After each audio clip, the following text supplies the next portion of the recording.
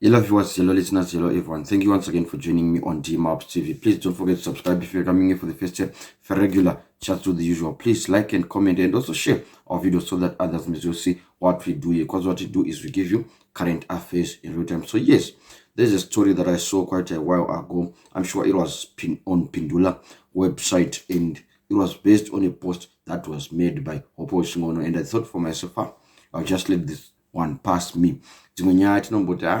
But I think it was one of those stories that you say kind of but it sits on the back of your mind that you're always thinking about it.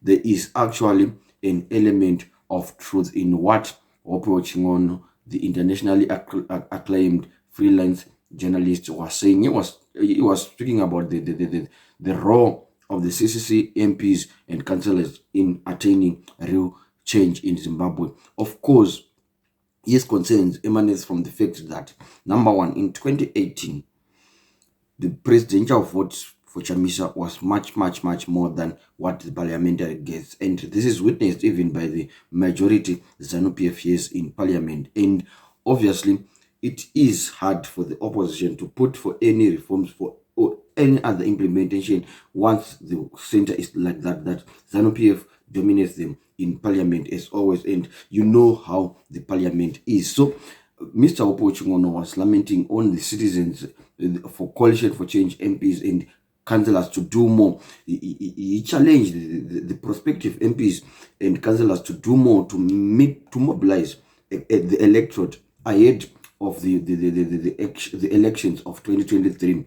This is obvious after my statistics Abuda on Zek about voter registration. So Chingwano bemoaned the relaxation of the opposition party amid reports that since last election, only 109,000 have registered to vote, despite the fact that about 2 million youth have turned 18 between 2018 and 2022. So this is very worrisome, guys, to say that a million or so or 2 million youths have turned 18 and they are now eligible to vote.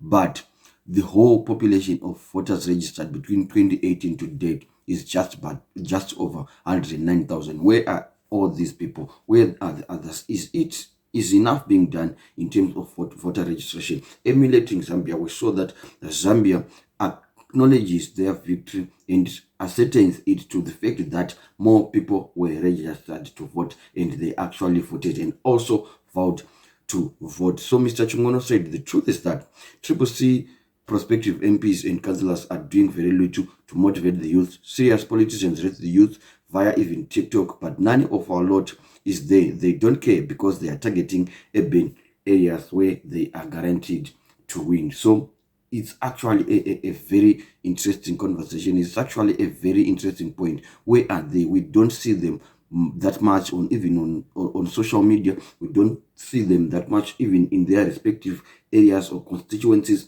We only see the vocal ones like Job Sikhala, Tendai Biti, Fadzai Mahere, Nelson Chamisa himself, and a Prince Dubego Subanda of late, and a Charlton Wende.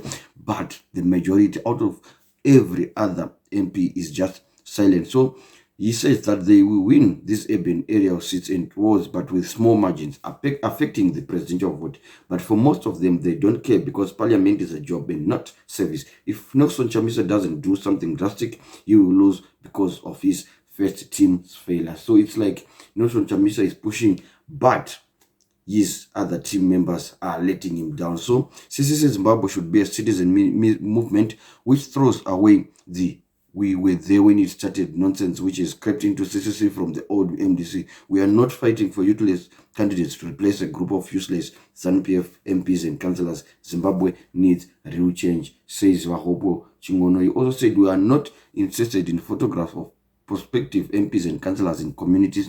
We want to see the numbers of registered voters going up. Hichilema didn't post pictures at all. We saw the registered voters going up and we knew that it meant change was coming to ZED. So these are just watching on those sentiments, but I just thought they can really relate to the situation on the ground. He says any prospective or current MP or councillor who doesn't want to hear this truth is not useless, but is paid as ZANU-PF. Citizens should not babysit old people and be afraid to call them out. We are fighting for a better Zimbabwe and not fighting to help people to the feeding trough.